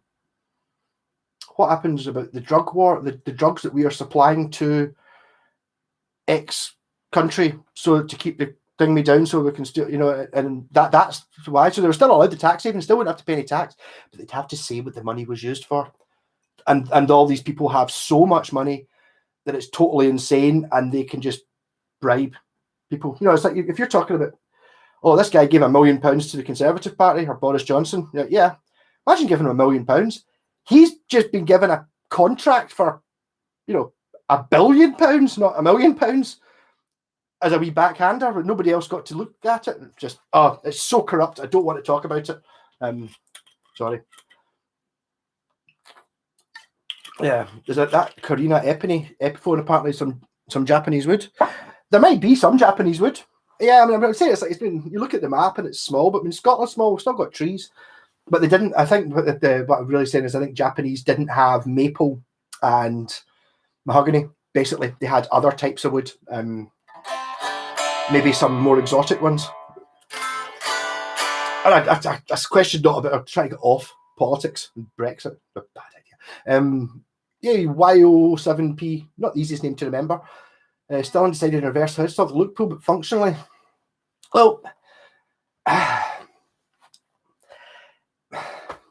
there's an argument for saying that, right, the E string, right, is longer. Not the vibrating length of the string. The vibrating length of the string is exactly the same, but there's more length of it here. That must make a difference somewhere. So instead of having the high E string being long, you've got this. So it must do something. What it does, something. It maybe, it's like if you've ever played an Epiphone Thunderbird bass, right? A Thunderbird bass is 34-inch scale like a P bass, right? But the headstock's about this long. So the string, some of the strings have like this, and the strings on an Epiphone Thunderbird bass are super bendy. So something maybe to do with tension, although I'm not really 100% sure how it works. I was thinking the original plan with this was because I've got the left-handed headstock. Well, the reason I wanted this headstock for that guitar, but I was going to put these pickups here that are angled like this on a Strat. I was thinking to be like Hendrix, because obviously Hendrix had a left-handed guitar strung upside down, so he did have the fat E was the long one, and his obviously this pickup as well was, instead of being angled this way, is angled this way. I was going to do that. I had a left-handed pickup. Scratch plate. I thought that's great. I'll put the left-handed scratch plate on it upside down, put it on, and then see when you put a left-handed scratch plate on upside down, pickups at the same angle. Yeah. So and then I started thinking, well, I can maybe angle the pickups because I'm cutting out new ones to put it in, but it was looking awfully close to the bridge, and it's just I decided I couldn't be bothered. So there must be something in to get that real Hendrix sound. You want to have an upside down headstock, and you want to have this pickup like that, and basically everything else is the same.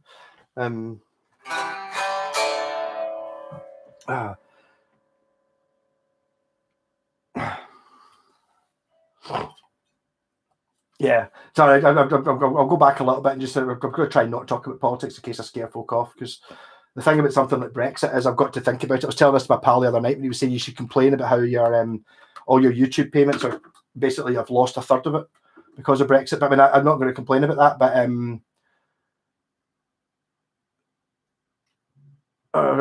still just reserved talks. Right, okay, ultimately it doesn't make any difference, man. It's just that this is either a Squire Affinity Strat or it's a pure mad one with an upside down headstock. It really makes this guitar more interesting. The way I look at it. The British Brainwashing Corporation.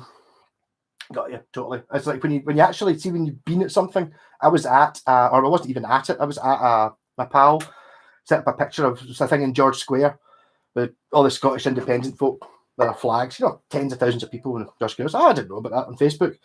I was like watching the news later on, and the BBC News, but it wasn't mentioned on the BBC News. Obviously, it was mentioned on BBC Scotland, which is a wee shitty off branch of it. And they went, yeah, several hundred people turned up in George Square, and then it showed you like a 2-second shot, and it obviously, here's George Square, so they're going, right, well, you can see enough a lot of people, why don't we see if we just film that corner, or we wait till it's over and take a photo of 10 folk? So that's what they'd done, and it was mentioned for about 2 seconds, and I suddenly started realising, hold on, if that's not true, what else is not true? And then everything's not true. We're gone. But yeah, see, you were going to change the offshore banking laws, that's why UK Elite wanted to leave. 100% right. You're in the name like Pontiac, and we are American. I think I can't remember what you said you were for, but yeah, you're 100% right.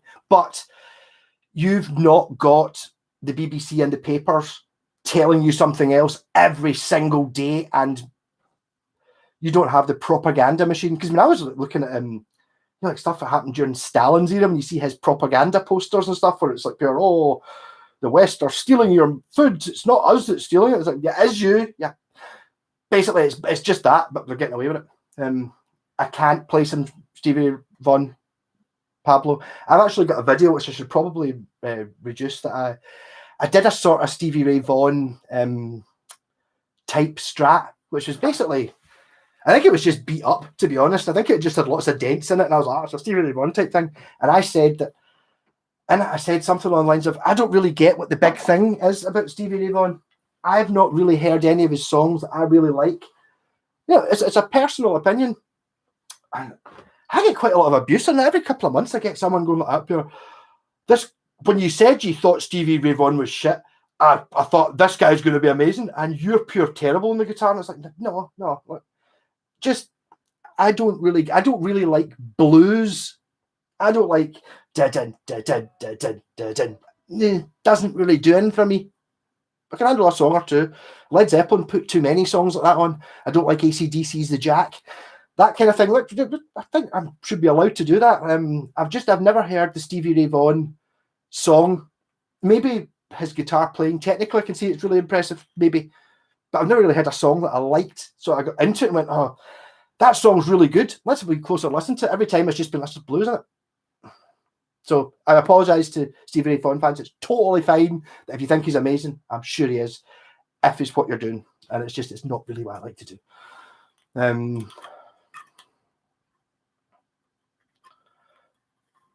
Jeff, Harley Benton, a bit of hit and miss. I had a Harley Benton telly. The first one I ever came across was a telly someone had given me. And I was like, I've got this really cheap telly from Germany. And I was like, I want you to put Hot Rails in the bridge pickup. This is 5-6 years ago. I think it was one of the first times when I realised that people would actually give me money to fix a guitar. That's a novel idea. And I was like, sitting there. It was like, I set it up a wee bit. I swapped the bridge pickup for a Hot Rails. Pretty simple. I'm pretty happy. For 120 quid, it's a decent guitar. It's a Telecaster. It's a good quality Telecaster. As I said that in the video, and then the guy emailed me up and was like, mate, I paid £65 for that guitar new. What? They're not that price anymore, but they were at one point. It was like £65 or £69 free delivery for the basic Harley Benton Telecaster. And for that, untouchable. I mean, if you show me a guitar that costs under 100 quid or 100 quid and it works, I'm impressed. Look at the Squire Bullet Mustang. Obviously not. No, I'm not saying it's an absolutely fantastic guitar. I'm saying that for 100 quid and you get a guitar that I could gig, I would be happy playing. Got to be worth it. I would say it's not as good as the Affinity Strat, but it's 100 quid. So Affinity Strat, I think, is about 200 quid. And it's like, well, it's a better buy. Oh no, I bought a 50 quid. Oh no, I've let it catch up. Now don't change your username Y007P. Just think of some way of saying it. Yo 7P. Yo 07P. There's got to be a way around it. Oh no, I've started zooming into the page instead of actually. I bought a 50 quid Hondo rewired iron gear pickups, another China. Didn't realise. 40 quid. I like it. No, I'm not saying that Hondos are all bad, but I'm saying that some of the worst guitars I've ever played have been Hondos. But the ones that you get, you'll always see them advertised as Japanese, and they're not. The sort of later on, anything after about 1980, basically you're looking at the Hondos. I mean, you can pick them up for maybe a wee bit more now, but there's one that's kind of looks like it should be through neck, but it's not. It's just that the body's kind of like one piece of wood and then 3 stringers, and then you can pick them up for like 100 quid, and it is the same as a £400 Epiphone Les Paul. It's the same factory, same quality. Amazing. Could do with maybe a little bit of, as you say, some of the hardware on them maybe wasn't brilliant. There's a tendency for pots to be really bad from the sort of 80s. Like the cheap guitars, the pots are just crap. Whereas now, they don't make crap pots anymore. So if you buy, like one of your preloaded scratch plates on it, the pots aren't rubbish. They're not switchcraft, but they're not pants. They're just they're fine. There's no point in making the crap ones anymore. So yes, sometimes things like that make a difference. Malco is correct. I'm always correct. Obviously, was it reverse headstock and tuned down to E flat, more bass frequencies. That's why Hendrix never changed to lefty strats.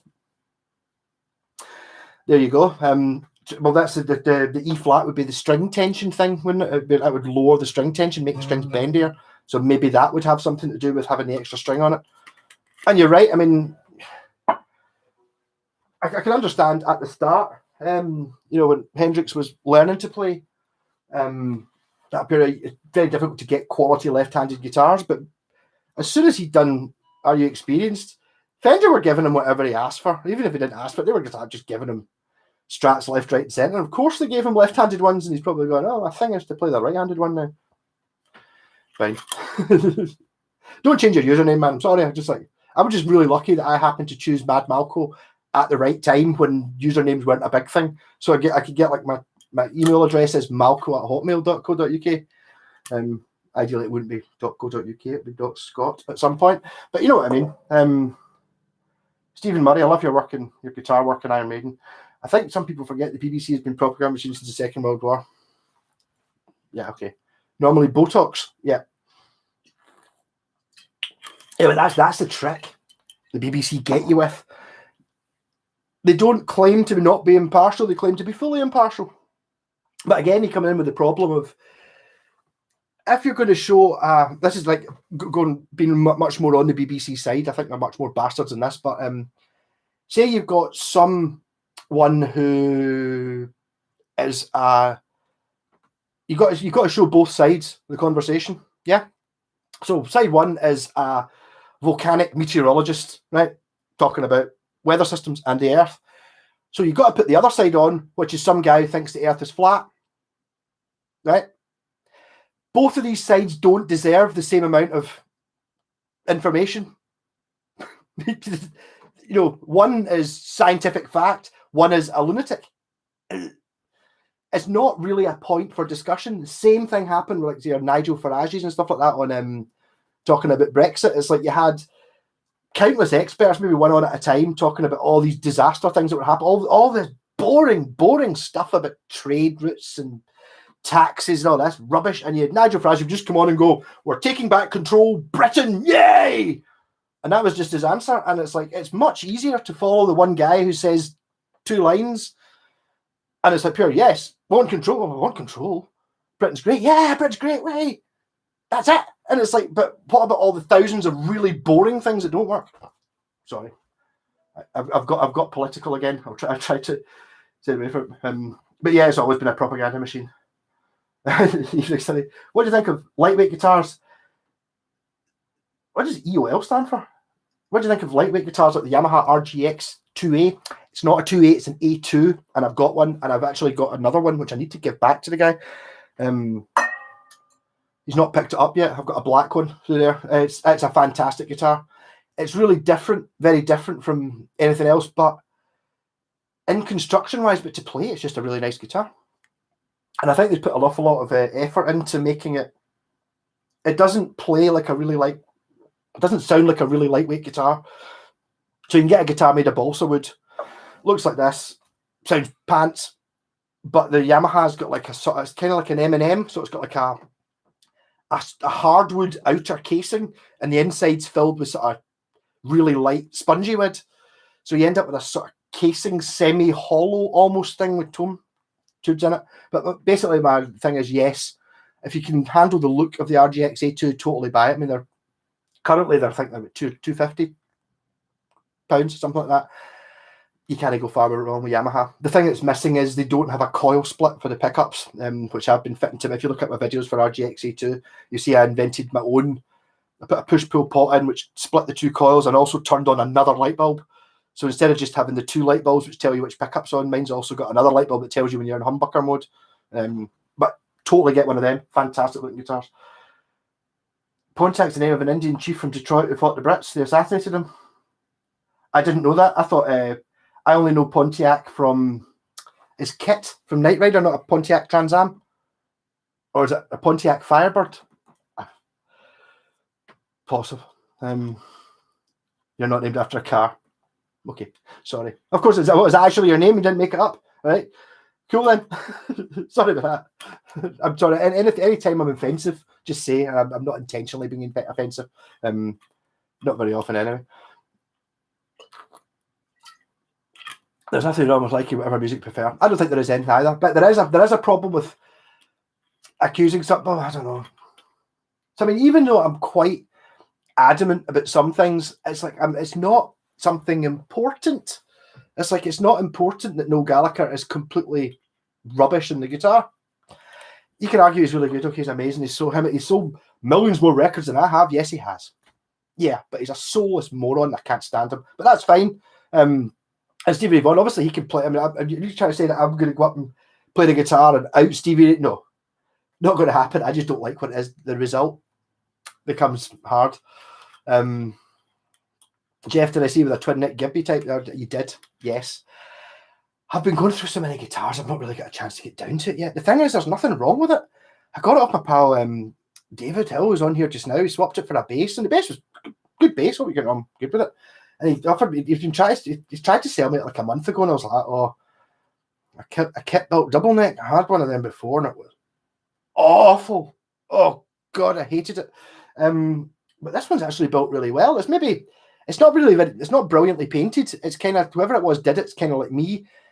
They couldn't be bothered spending that amount of time. So like, just quick, paint it black, wait a couple of days, build the guitar I want to play it, that kind of thing. But it plays amazing. It really does. It's got a serious issue with neck dive, which there must be some sort of strap positioning thing to get around it. But I mean, it plays brilliantly. I was thoughts of it's bolt-on necks, so not as good as set neck, obviously. But I'm thinking of painting it, doing it buckyfying it, because it'd be pretty easy. Just paint the body green, the scratch plate yellow, and then red pickup rings, and then stick Bucky labels on the headstock. Easy. Wallace, nearly bought Buckfast Air, decided against it. It's only 9:30, mind you. I'll be wrapping it up pretty soon. My look is, if you think, just buy a bottle of Bucky anyway, because it keeps. It doesn't go out of date. Like, you're well okay for buying a bottle of Bucky and not drinking it, and then drinking it in 2 years' time. Nah, not a problem. Not a problem. Just basically, my advice is just buy a bottle of Bucky, and then you don't have to drink it. I actually told the girl in the shop a couple of times. I was in. There was actually a time hard enough to believe that it was when I first moved here that I didn't drink at all. So I was actually making Bucky casters. I was buying half bottles of Bucky and taking the labels off to make Bucky casters, and then the half bottles of Bucky I wasn't drinking. Unbelievable that it is, but I did. So I went to China with 4 half bottles of Bucky, and I had 3, and I bought a 4th one so that I had one with labels on it. So if I did get stopped by customs, they'd be looking at these wee half bottles with labels peeled off and going, "What's this?"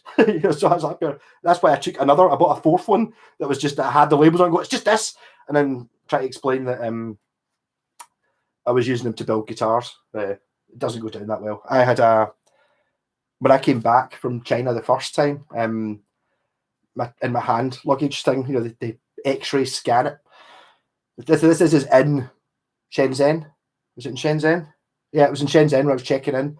So I was on my own, in China, and yes, is that a roll of coins in your bag? And it showed you the inside of my bag, and I could see my Game Boy, my wallet, bits of guitar, obviously, bridges and stuff that were in there, and then this thing that looked like a metal tube like that, and I was like, not a roll of coins. I don't know what it is. And the guy's like that. Got the case out, handed me it, and it was a metal slide, like a slide. And I was aware, I remember Civet saying, "Oh, I've got this slide, do you want it?" And I went, "I never really play slide." And what she'd done is she'd thrown it into my bag like 2 weeks earlier or something. So I was sitting there like that, and I was like, "Oh, right, okay, it's this. It's just a bit. It's a thing for the slide." And I was like, "Yeah, it's for slide." And the guy's like that. Chinese guy at the airport. I'm like that. Woo! And then the guy made me do that for about 20 seconds and just went. It's like, yeah. Sorry, a bit silly. Worse in America, US, Fox, CNN, don't know the others, but difference in reporting is unbelievable. We don't have. We've got an amazing tax here where you pay for the BBC, and basically everything's on, but there's no other side. The only other side you've got is like your Facebook and YouTube, and at that point, obviously, there's no regulation whatsoever, so you get absolute nutters who just say I've got as much right to be said and be followed as I do, really. So you're like, whether I'm speaking sense or not doesn't really matter. But the one who knocks, Mr. White, say my name. I gotta think it's got to be from some film or something like that. I don't know, doesn't it? You tried the bell ender tube amp modeler pedal. No, but it's called a bell ender. Doesn't sound good. I don't know how the tubey amp thing. I've heard whenever someone says like it's a even a valve stake which does have a tube or a sort of tube modeling sound, I can see why that's said, but it doesn't sound like a tube amp. It's going there. It's like saying, "Here's a steak. You've got a steak." It's like, "Here's steak flavored crisps or chips." If you're American, here's like, "Do you want to try a steak flavored chip?" And you go, "Yeah, it does taste like steak." Does it? What you mean? It doesn't taste like an actual steak though. You couldn't mix the two up, but it does kind of taste like steak. So it's like kind of going along that side. Oh, I've got caught up.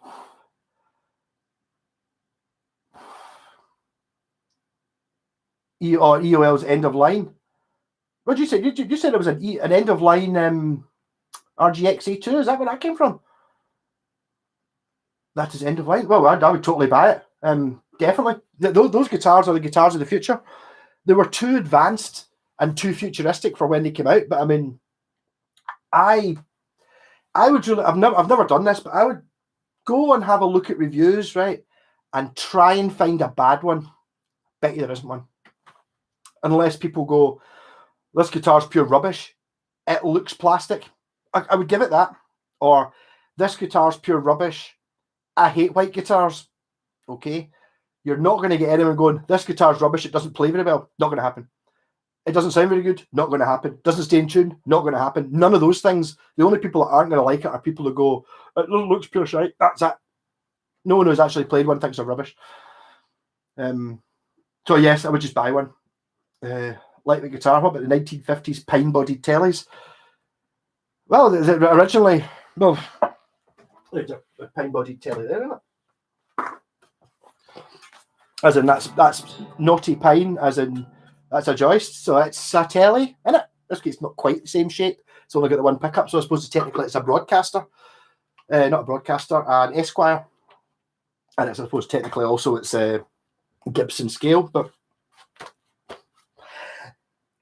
still weighs more than the Yamaha RGX A2 though. Being pine.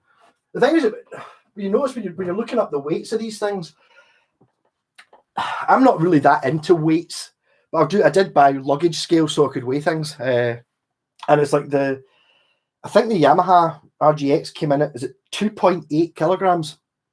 And a really light Strat like this is probably 3.5. So it's not a huge number, but it feels like a big amount. You know, it's like you think, something like, like a 70s Les Paul weighs 6 tons. It doesn't. It only weighs twice as much as the Yamaha RGX A2, but because it's the same size, it feels much heavier. But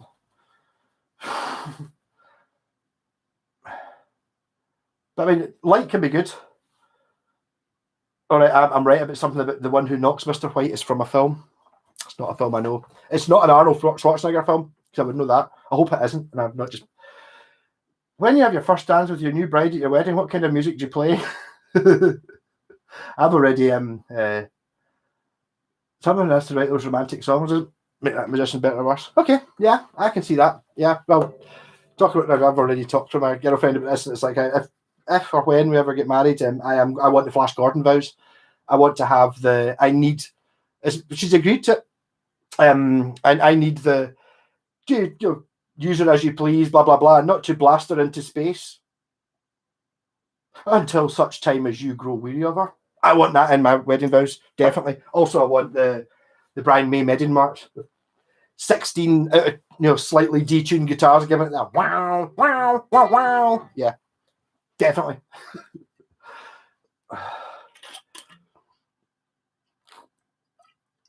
Romantic songs are fine.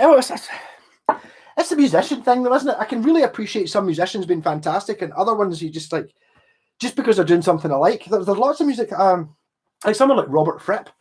I mean, I think he's amazing. Steve Vai or Joe Satriani. Obviously, they're amazing. I have total respect for them. I love the people, but I don't like listening to their music. Paul Gilbert's slightly different. There's a similar sort of thing, but I've always feel Paul Gilbert, whenever he kind of goes, blah, blah, blah, it's always funny. He's kind of got a sense of humor in his playing. It's like, wouldn't it be pure ridiculous to do a pure ridiculous at this point? So he does it, and it's like, that's pure cool. he's kind of always funny. If you look up all the songs, no pins for Oasis, shocking, loads of them. Happy Monday Step was John confused Takaloshi Man? I don't know. I saw a program. I could do a whole episode on the abhorrence of Noel Gallacher and what he's done. The thing is, he doesn't care. He's made his money.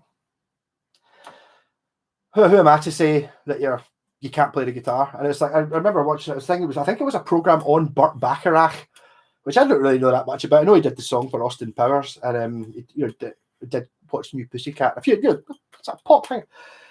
And Noel Gallagher was talking about, for our second album or whatever album it was, so I really wanted a song that was like, so I went into the shop and bought the sheet music, looked at the chords, and then just played the verse chords in backwards. And then obviously changed the rhythm to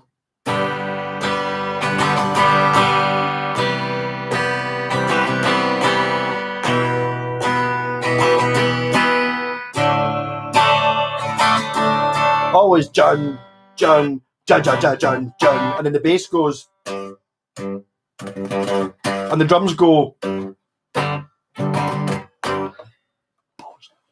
He knows he's a talentless. He's got no. There's no.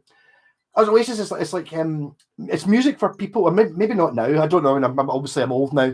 But back 20 years ago, when I was about, it was music for people who loved the idea of being into rock music, but didn't actually really want to listen to music. They didn't hear Symptom of the Universe and just sweat and go, "Oh my God, I'm nuts! That's amazing!" Listen, they don't feel these things. They just go, "Oh yeah, Oasis, that's great. It's rock and roll." Ching, ching, ka-chicka, ching, ching. Whereas I had this genuine passion for it. And so I heard Paint It Black, and it was like, yeah, I had to listen to that 100 times immediately and tell everyone about it. It's been amazing. Different thing. But that's not who Noel Gallagher was writing songs for. Noel Gallagher was writing songs for people who liked the idea of being cool and into music, but didn't actually have any belief in the music. I can say this even from when I went to see Oasis. I did see them live at their peak, maybe at Murrayfield Stadium. Maybe not quite at their peak. I think the second album was out. The third album might have been out or just out. And it was amazing watching. At the end of every song, they had like a concert ending. So it kind of go da da da da da, that kind of thing, and everyone would just, when the record part of it had finished, yay, and then it would stop, but the band hadn't finished yet, and then the band would diddle diddle bump. There'd just be silence as they're all going, and then there was folk fighting and smashing each other in the face and butt. Not music folk. Just don't get that. Daniel, any more projects? I've got so many projects I can't keep up. Definition of mediocre. The thing is, it's intentional. He knows he's not getting. It's like he could have learned to play the guitar. I mean, literally, I learned to play the guitar because of Noel Gallagher. Because I went, I don't have a guitar and I'm better at playing the guitar than that. And the first few songs he did were just absolute rip-offs of T-Rex and something else. I can't even remember.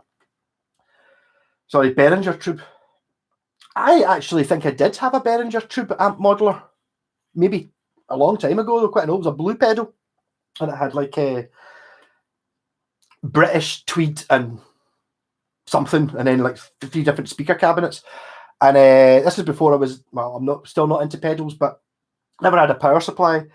So I ran it in a battery, and I was always aware that at night you have to unplug it, otherwise it stays on. So 2 days later, I'd left it unplugged and the battery just ran flat, and then I just get fed up with it and sold it.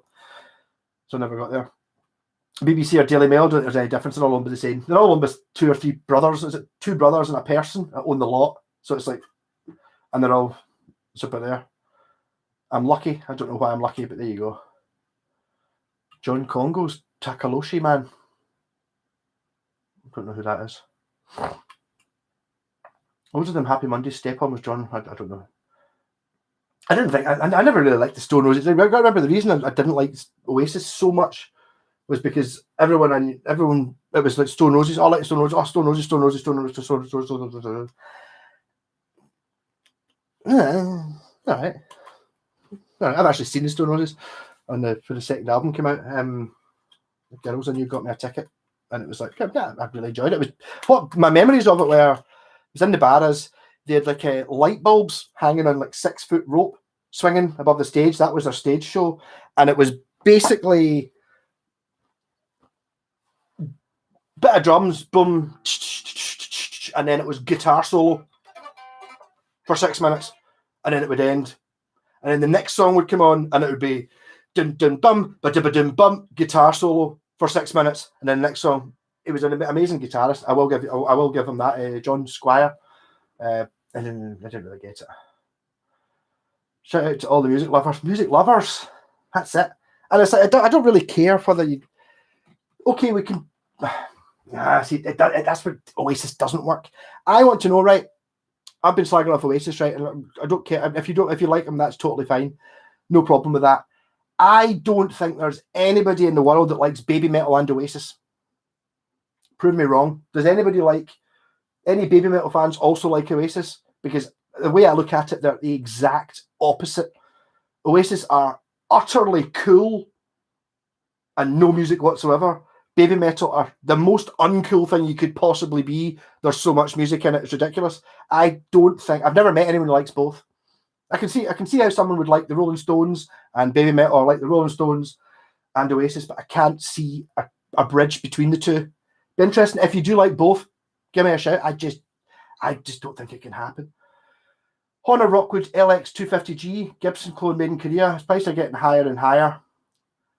Wouldn't have expected that. Oldies but goldies. I know the Rockwood LX250G. If you look at my videos, it was really badly scratched, so I painted it silver. I put cream humbuckers in it and a single coil in the middle, so it was an HSH.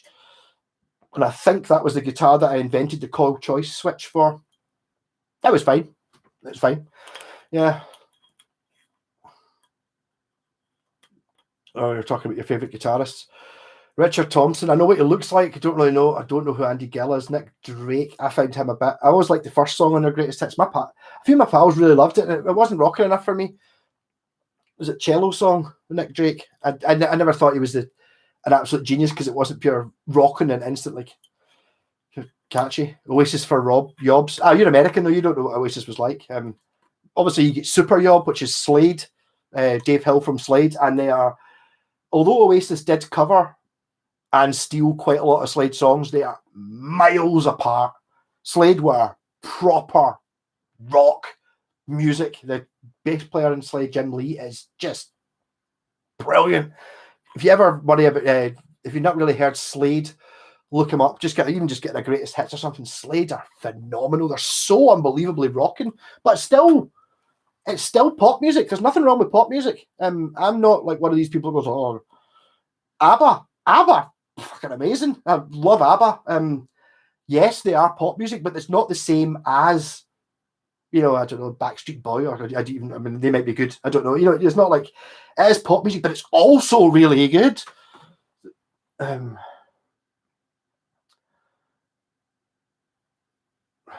So he did meet Noel. I've heard he's all right, but the thing is, he's not a musician. And the one thing I have to say, right, going back, I've always maintained this about Oasis. The thing they did do was they made guitars cool again. So you would get people who maybe liked the idea of listening to music, watched Noel Gallagher, all the cool kids are listening to Oasis. That's great. I'll maybe buy a wee guitar. So they buy yourself a Squire Strat or whatever, yeah. And then you start going, oh, Noel's talking about this Beatles, or maybe listen to the Beatles. And I can imagine a lot of these people must have put on, Magical Mystery Tour Revolver and just gone,